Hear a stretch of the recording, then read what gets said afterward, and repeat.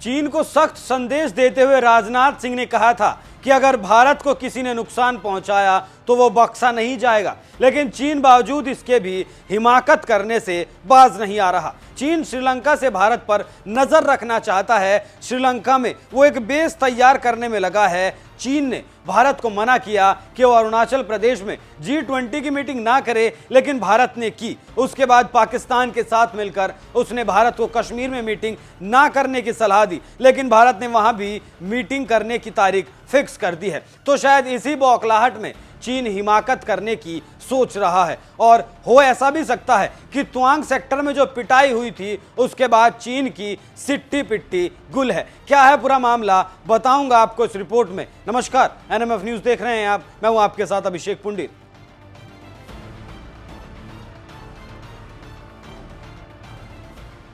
हमारा दुश्मन और पड़ोसी चीन भारत की गतिविधियों पर नजर रखने के लिए लगातार नए नए प्रयोग कर रहा है, नए नए हथकंडे अपना रहा है। ताजा मामला है रडार सिस्टम का। चीन श्रीलंका के डोंडरा बे में रडार प्रणाली लगाने का काम कर रहा है। चीन के इस कदम को लेकर भारत सरकार सतर्क है। रक्षा मंत्री राजनाथ सिंह ने पीएम मोदी को भारतीय नौसेना की खुफिया जानकारी से जुड़ी 12 पेज की एक सीक्रेट रिपोर्ट पीएमओ भेजी है। इस रिपोर्ट में चीन की जासूसी को लेकर सतर्क किया गया है। रिपोर्ट में कहा गया है चीन भारत की जासूसी करने के लिए डोंडरा बे की 45 एकड़ जगह में रडार बेस बनाने पर विचार कर रहा है। इसके लिए चीन श्रीलंका सरकार से डोंडरा बे को 99 साल के लीज पर लेने के लिए बातचीत कर रहा है।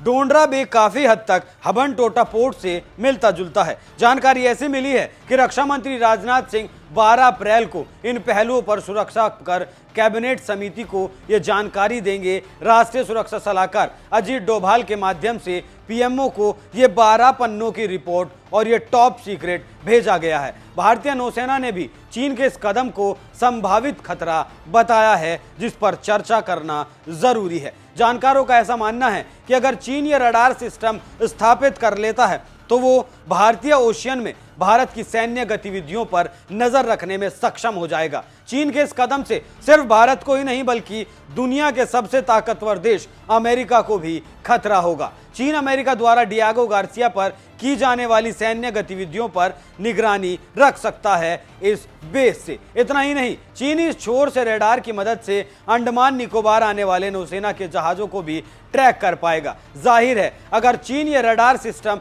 स्थापित कर लेता है तो भारत के लिए परेशानियां खड़ी कर सकता है। यहां एक बात और भी ध्यान देने वाली है कि श्रीलंका चीन के कर्ज तले दबा है, तो श्रीलंका की तरफ से चीन को कोई खास दिक्कत नहीं होगी। इस बात की आशंका कम ही है। एक रिपोर्ट के मुताबिक श्रीलंका पर चीन का कर्ज तकरीबन $7.2 बिलियन है, जो उसके कुल कर्ज का 10% है। मतलब 10% कर्ज अकेले चाइना से श्रीलंका ने लिया है।